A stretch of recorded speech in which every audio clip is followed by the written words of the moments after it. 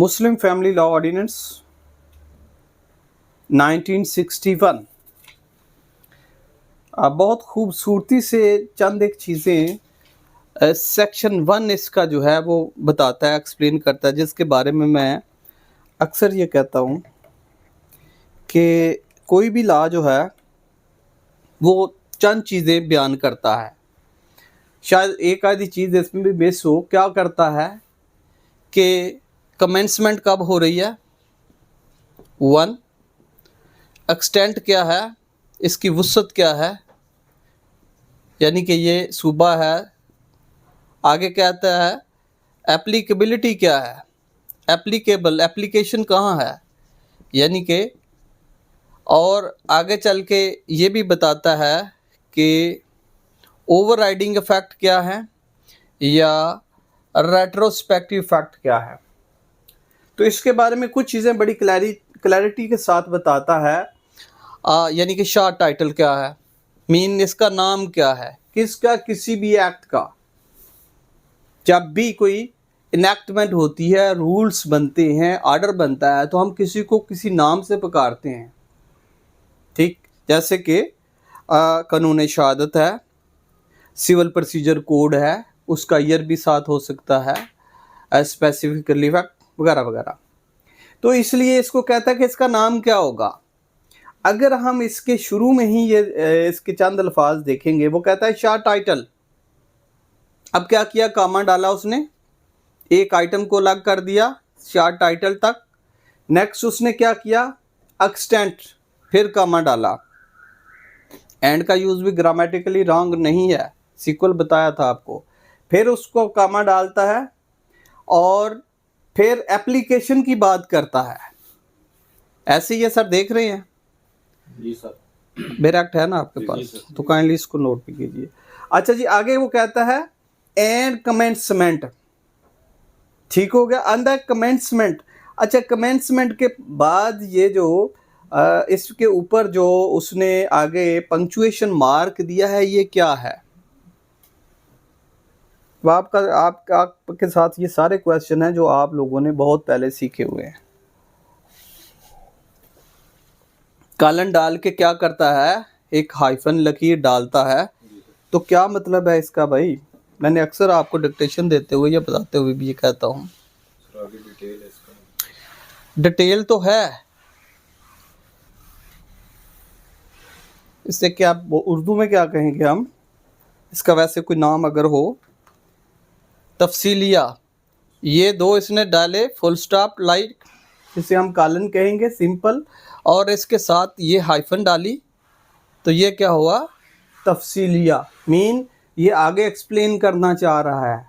ऐसा ही है, मुझे लग रहा है मेरी बुक पे है, आपकी बुक पे है, मेरा पे है। अरे फुल स्टॉप के बाद उसने हाइफन डाला हुआ, बस ऊपर वाले ने नीचे वाली नहीं, दोनों हैं, वो थोड़ा सा मिस है, डिम है, मुझे लग रहा है मेरे पास है। अच्छा जी, तो वो आगे इसे तफसीलन बयान करना चाह रहा है।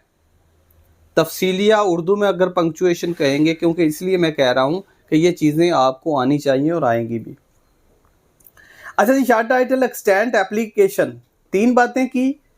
शार्ट टाइटल के बाद कामा डाला, एक्सटेंट के बाद कामा डाला, एप्लीकेशन के बाद आगे लफ्ज़ ख़त्म हो रहा है, एंड डाल दिया। आगे क्या किया, कमेंसमेंट डाल दिया, कि कहता आगाज़ कब होगा।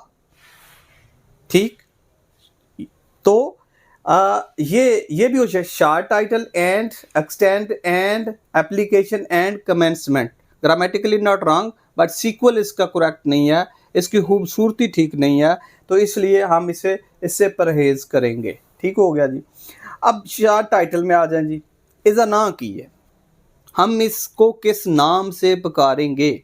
वो कहता है जी, this ordinance may be called the Muslim family law ordinance 1961। When और वेयर हम कहीं प्लीडिंग में इसे रेफर करेंगे, व्हेन और वेयर हम कहीं आर्गूमेंट में रेफर करेंगे, व्हेन और वेयर हम किसी एग्जाम में इसको रेफर करेंगे, तो हम इसका अगर पूरा नाम लिखेंगे तो ये आएगा मुस्लिम फैमिली लॉ ऑर्डिनेंस 1961। तो हम इसका रेफर करेंगे, इसका हवाला देंगे।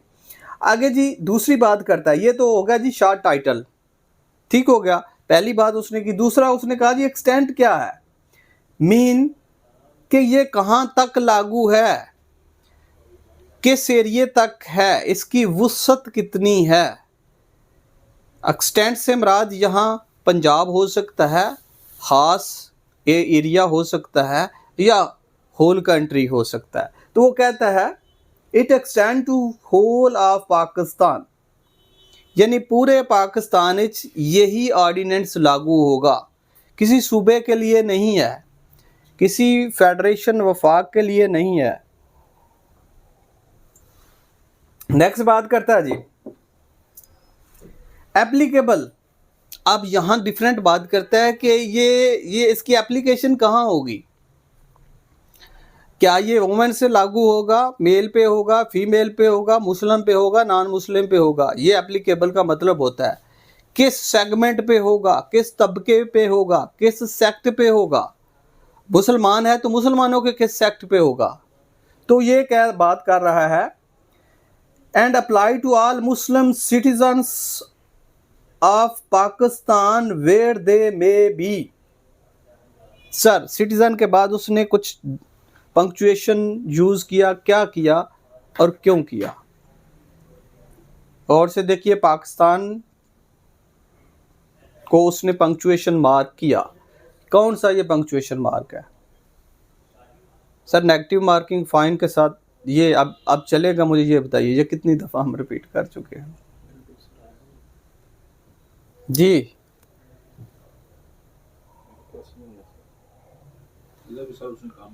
हर बुक में नहीं है?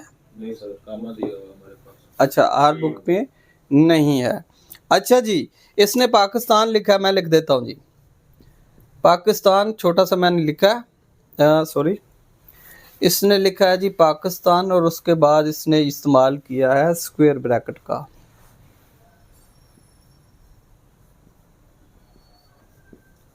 पाकिस्तान ऐसा नहीं लिखा हुआ आपके बैरक्ट पे? नहीं सर। वैसे क्यों मेरे पे? अच्छा, बारह लिखा होगा पाकिस्तान। ये क्या कर रहा है जी, square bracket, square bracket emphasise कर रहा है, अदर इबारत से ज़्यादा उसको एम्फसाइज कर रहा है, उस पर ज़्यादा अहमियत दे रहा है। वेरेवर दे मे बी, इसका मतलब ये है कि जो पाकिस्तानी सिटीज़न है, जिसके पास पाकिस्तानी नेशनैलिटी है, उस पे ये लागू होगा, दुनिया के किसी हिस्से में भी वो हो। अब भाई समझ, हाँ ये भी ज़रूर हो सकता है कि उसको उसका लोकल लॉ या उस कंट्री का लॉ भी ट्रीट करेगा, लेकिन मेनली जो इसमें है कि वो ये ऑर्डिनेंस ही उस पर एप्लीकेबल होगा। आगे वो कहता है जी it shall come into force. अब वो कहता है जी इसकी कमेंसमेंट आगाज़ कब होगा। अब ये बात है कि आगाज़ के लिए मोस्टली वो एक डेट या टाइम बता देता है। अगर रेट्रोस्पेक्टिव है तो प्रॉस्पेक्टिव है। कौन सा एक्ट है जिसमें रेट्रोस्पेक्टिव इम्प्लीमेंटेशन नहीं होती? क्रिमिनल। क्रिमिनल रूल हो, एक्ट हो, ऑर्डिनेंस हो, रेगुलेशन हो, कुछ भी हो जिसमें सज़ा दी जा रही हो या कम की जा रही हो या सज़ा से रिलेटेड हो, तो वो रेट्रोस्पेक्टिव इफेक्ट नहीं होता। कहीं भी ये भी क्वेश्चन आपको आ सकता है, हाँ अगर रेट्रोस्पेक्टिव होता है तो सिविल में होता है, और सिविल मैटर में भी बहुत रेयर इसके चांस होते हैं। ये फैमिली में हो सकता है, लेकिन यहाँ उसने नहीं दिया। It shall come into force on such date at the federal government. अब देखिए यहाँ फेडरल गवर्नमेंट आया, कौन सा यहाँ उसने पंक्चुएशन मार्क इस्तेमाल किया? अब यहाँ भी आपकी किताब में नहीं है जी, स्क्वायर ब्रैकेट। तो स्क्वायर एट फेडरल गवर्नमेंट में by notification in the official gazette appoint in this behalf.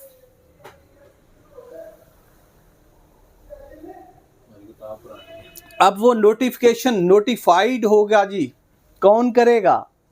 वैसे कोई भी लॉ, कोई भी इनैक्टमेंट, कानून साजी, जब तक ऑफिशियल गजट में थ्रू नोटिफिकेशन नहीं आती उसकी एग्जिस्टेंस तसव्वुर नहीं की जाती।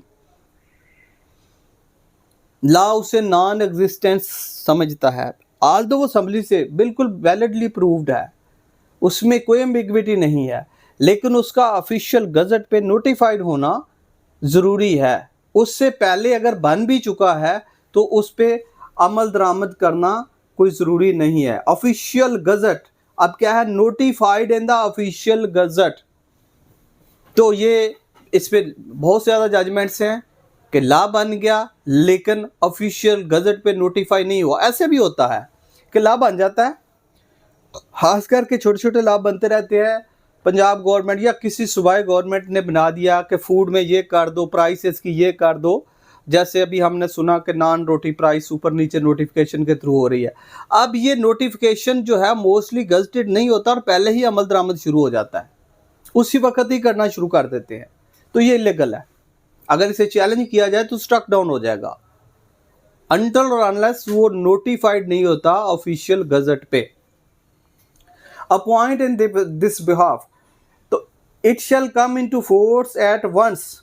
अगेन जब नोटिफाइड हो जाएगा तो फिर ये फौरन लागू हो जाएगा किस पे, होल ऑफ द पाकिस्तान।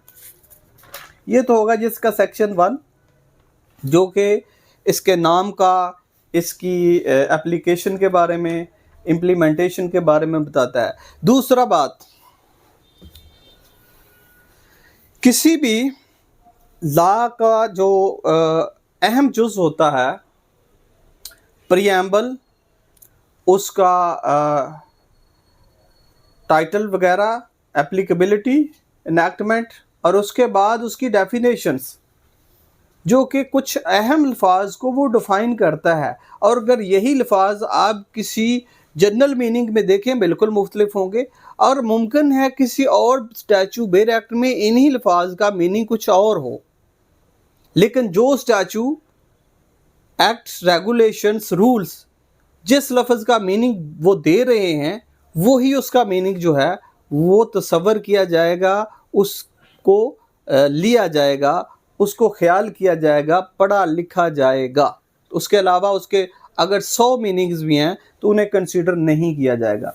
आगे वो कहता है जी, definition in this ordinance unless there is anything repugnant in the subject और कंटेक्स्ट। अब डिफाइन करता है जी आर्बिट्रेशन काउंसिल क्या है। अब देखिएगा आपकी किताब में बेर एक्ट में कोई पंक्चुएशन मार्क, ये सर डबल कॉमा लगे हुए हैं, डबल कॉमा सर यार, कॉमा। आप छुट्टियों में आए हैं, लगता है कुछ कोटेशन मार्क नहीं बोलते इसे। जी सर, कोटेशन मार्क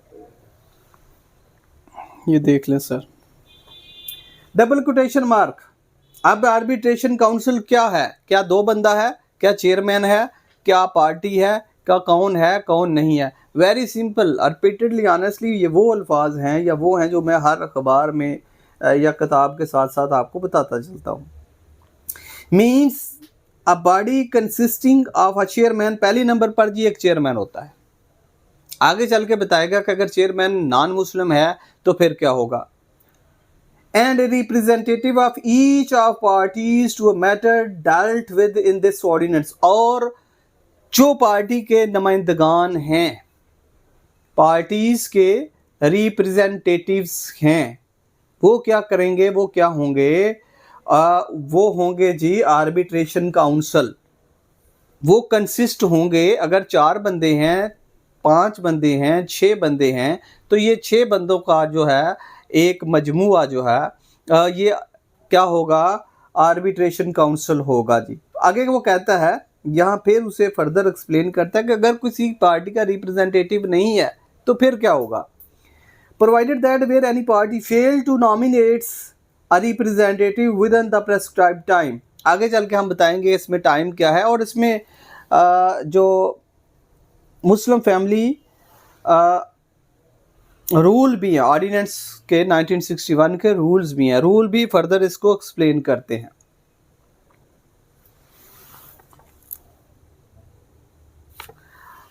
अच्छा, वो कहते हैं body formed without such representative shall be the arbitration council. अगर कोई फेल हो गया, किसी ने अपना रिप्रेजेंटेटिव खड़ा नहीं किया, पार्टी से मुराद सपोज मेल है, फीमेल है, हस्बैंड है, वाइफ है, उसने कोई अपना नुमाइंदा वहाँ रिप्रेजेंटेटिव नहीं दिया, तो उसका क्या होगा जी, वो जो रिमेनिंग लोग हैं वो भी उसी तरह ही उसको एम्बेड में है। इसका मतलब ये है कि यहाँ कोरम का कोई इशू नहीं है। अगर बंदा कोई कम है या किसी पार्टी का कोई रिप्रेजेंटेटिव सिंगल भी नहीं है तो फिर भी ये काउंसिल कॉन्स्टिट्यूट हो जाएगी, तो आर्बिट्रेशन काउंसिल मौजूद रहेगी। आगे ये चेयरमैन की मीनिंग्स और डेफिनेशन आता है। चेयरमैन डबल कोटेशन मार्क हमने देखा क्यों करता है, इससे पहले भी हमने इसे बता चुके हैं।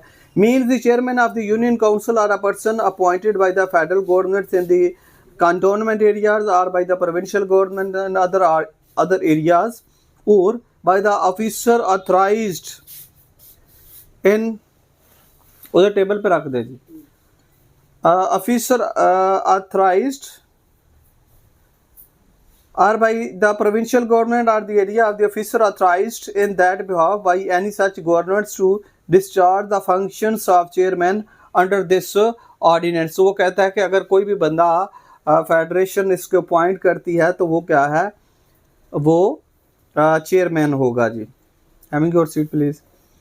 Provided that where the chairman of the union council is a non Muslim. अब ये भी है कि चेयरमैन काउंसिल की देखें हम उसकी हिरार्की में नॉन मुस्लिम भी हो सकता है, तो फिर क्या होगा, और he himself wishes to make an application to the arbitration council और is owing to illness. Again owing क्या है, वजह से, रीजन, ड्यू टू, ओइंग का मतलब ड्यू टू भी होता है, इस वजह से, owing to strike, owing to illness, illness बीमारी की वजह से क्या करता है, आर और any other reasons unable to discharge the functions of the chairman. अब पहले तो बात करता है कि नॉन मुस्लिम है या किसी इलनेस की वजह से अब्सेंटी है और वहाँ मौजूद नहीं है, तो फिर क्या होगा, the council shall elects one of its Muslim member as chairman for the purpose of this ordinance. अब काउंसिल कॉन्स्टिट्यूट हुई, जैसे हमने कहा कि काउंसिल में कौन होता है, chairman plus representatives of the spouses, representatives of the husband and wife.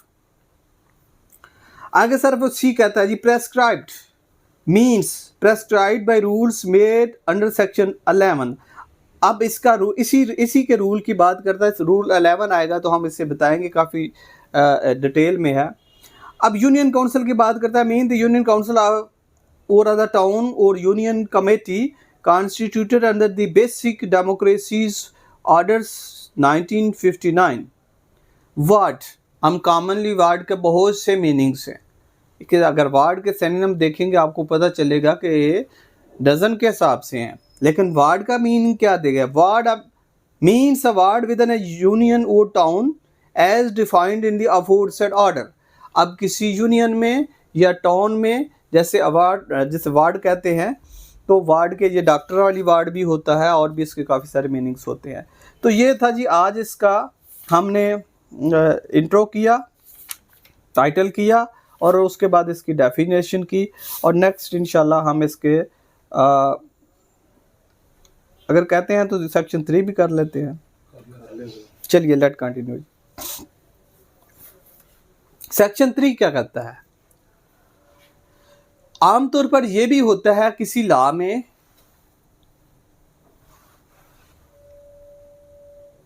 Ordinance overrides other laws etc. एक तो ओवरराइड की बात करता है, दूसरा सेविंग क्लाज की बात करता है। कहीं उसने लिखा होता है कि सेविंग क्लाज मौजूद है, मीनिंग कि ये सूरत में यही सेक्शन जो हैं इस एक्ट या ऑर्डिनेंस सेविंग क्लाज की बात कर रहा हूँ, तो वो उस पर एप्लीकेबल नहीं होंगे। अब वो कहता है कि ऑर्डिनेंस ओवरराइड, ओवरराइड का मतलब होता है क्या करता है, एब्रोगेट करना, एनल कर देना, ख़त्म कर देना, नलीफाई कर देना, क्वैश कर देना, रिवोक कर देना, वीटो कर देना। तो वो कहता है कि ये ऑर्डिनेंस के जितने भी सेक्शन हैं वो सेक्शन प्रवेल करेंगे, अगर कोई अदर लॉ है तो वो ख़त्म हो जाएगा, और वो लॉ इससे मुतसादम हो रहा है तो उस लॉ की कोई अहमियत नहीं है। आइदर वो, ये तो स्पेशल लॉ है, आइदर वो क्या है, कोई जनरल लॉ है, आइदर कोई और रेगुलेशन है या और सेक्शन है या और प्रोविजन है। Ordinance overrides other laws ETC, over law की बात की, आगे ईटीसी बात कर गया। The provision of this ordinance shall have effect notwithstanding any law customs और यूजेज। अब हमने ETC में ला की तो उसने बात की, यहाँ उसने ETC में कहा कस्टम एंड यूजेज। जब हम कॉन्स्टिट्यूशन पढ़ा रहे थे तो मैंने कस्टम और यूजेज में डिफरेंस बताया था और ये भी कहा था कि ऐसे अल्फाज का डिफरेंस वो एग्जामिनेशन पॉइंट ऑफ व्यू से भी पूछता है, ESJ के पेपर में आए हुए थे। अब बताइए ये क्या था, नहीं पता इस वक्त सर। यूजेज कस्टम बनते हैं, यूजेज जो है ना एक वक्त तक बार बार किए जाने वाले काम है, और जब वो रिपीटेडली एक society unconsciously without any force कुछ काम कर रही है, यूजेज, और जब यूजेज जो हैं रेगुलर हो जाती हैं तो वो कस्टम बन जाते हैं। और जो यूजेज और कस्टम हैं बाज़ दफ़ा having much force of law, वो लॉ से भी ज़्यादा उसकी अहमियत होती है। ठीक, सोसाइटी बाकी नॉर्म्स बाज़ दफ़ा लॉ को हम सोसाइटी ब्रेक कर देती है, लेकिन यूजेज और कस्टम को ब्रेक नहीं करती, या उसको इतना इम्पैक्ट वो ले रहा होता है कस्टम्स और यूजेज का, कोई भी जो उसका वायोलेटर है। And the registration of Muslim marriage shall take place only in accordance with those provisions. अब वो कहता है जी ये जो प्रोविजंस हैं उसके मुताबिक ही रजिस्ट्रेशन होगी। आल्दो के रजिस्ट्रेशन का कॉन्सेप्ट एलियन टू इस्लाम है, लेकिन चूँकि ये जो फ्रॉड और ये सारा जो होता आ रहा है उसकी वजह से इसकी रजिस्ट्रेशन जो है वो कंपल्सरी कर दी गई। शैल टेक प्लेस, आल्दो का अगर रजिस्ट्रेशन नहीं होती तो मैरिज जो है वो नल एंड वाइड नहीं होती। ठीक है जी, इस पर भी अभी लॉ है। Marriage shall take place only in accordance with those provisions for the removal of doubt. It is hereby declared that the provisions of the Arbitration Act 1940, the Code of Civil Procedure 1908, and any other law regulating the procedure of courts shall not apply to any arbitration council। अब यही बात, यही law कुछ और तरीके से बात करेगा। ये ख़ास करके जो आर्बिट्रेशन एक्ट की मैं बात कर रहा हूँ तो वहाँ जाके आपको पता चलेगा कि ये वहाँ क्या कह रहा है, और दोबारा हम इसी पे आएंगे और फिर कहेंगे कि क्या वो आपस में मतसादम हैं कि नहीं हैं, और दोनों अगर मतसादम हैं तो देन कौन सा प्रवेल करेगा। Thank you ji.